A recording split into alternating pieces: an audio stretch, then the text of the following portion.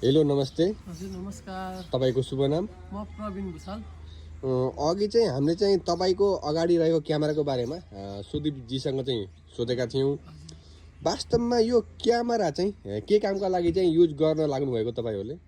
Thank you for your question. होइन, तपाईँले देख्न सक्नुहुन्छ मेरो अगाडि यो पुस्नेल एचडी क्यामेरा रहेको छ। हजुर हजुर। यो क्यामेरा चाहिँ म एउटा सेन्ट्रल डिपार्टमेन्ट अफ इन्भाइरोमेन्ट साइन्सको 4th सेमेस्टरमा अध्ययनरत विद्यार्थी हो। हजुर। र मेरो थेसिसको टाइटल चाहिँ micro habitat suitability of Indian crested porcupine र यसको चाहिँ कन्फ्लिक्ट इस्युको बारेमा चाहिँ मेरो आफ्नै नगरपालिका फलेवास नगरपालिकालाई चाहिँ कार्यक्षेत्र बनाएर मेरो थेसिसको काम गर्दैछु।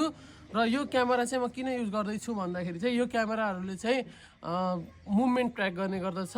र यो क्यामेरा चाहिँ कुनै ठाउँमा फिक्स लोकेसनमा, जस्तै अब तपाईँको एग्रिकल्चर ल्यान्ड्सहरू होला अथवा त्यो पर्कुपाइनको चाहिँ ट्रेल्सहरू हिँड्ने रुटहरू चाहिँ आइडेन्टिफाई गरेर चाहिँ त्यहाँ हामीले चाहिँ यो क्यामेरालाई चाहिँ फिक्स गर्छौँ र त्यहाँमा चाहिँ रातिको समयमा त्यसको मुभमेन्टलाई चाहिँ यसले के गर्छ, ट्र्याक गर्छ। त्यसले गर्दाखेरि हामीले त्यो पर्कुपाइनको प्रेजेन्स र एब्सेन्स डेटाहरू चाहिँ हामीले एक्सट्र्याक्ट गर्न सक्छौँ।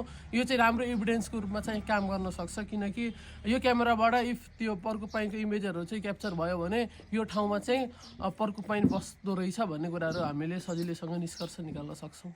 भनेपछि यो एक किसिमको क्यामेरा भयो है तपाईँले भन्नुसार। तपाईँले चाहिँ यो क्यामेरा युज गर्नुभयो है, बजारमा त नर्मल क्यामेरा पनि पाइन्छन्।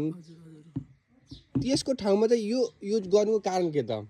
यसमा चाहिँ मैले भनिहालेँ, यो चाहिँ हाम्रो तपाईँले सेन्सर देख्न सक्नुहुन्छ। यसले चाहिँ मुभमेन्टलाई चाहिँ ट्रेस गर्छ। मिन्स यसले चाहिँ सेन्सरको अगाडि कुनै वस्तुहरू हिँडेको खण्डमा मात्र फोटो खिच्छ। त्यसले गर्दाखेरि यसको ब्याट्री लाइफहरूलाई चाहिँ हामीले के गर्नु, सेभ गर्न पनि सकिने भयो।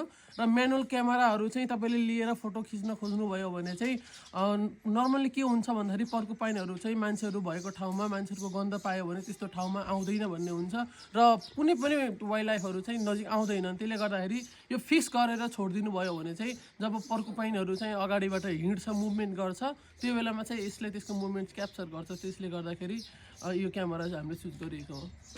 हस् त, तपाईँको अमूल्य समयको लागि धन्यवाद। हस्, धन्यवाद।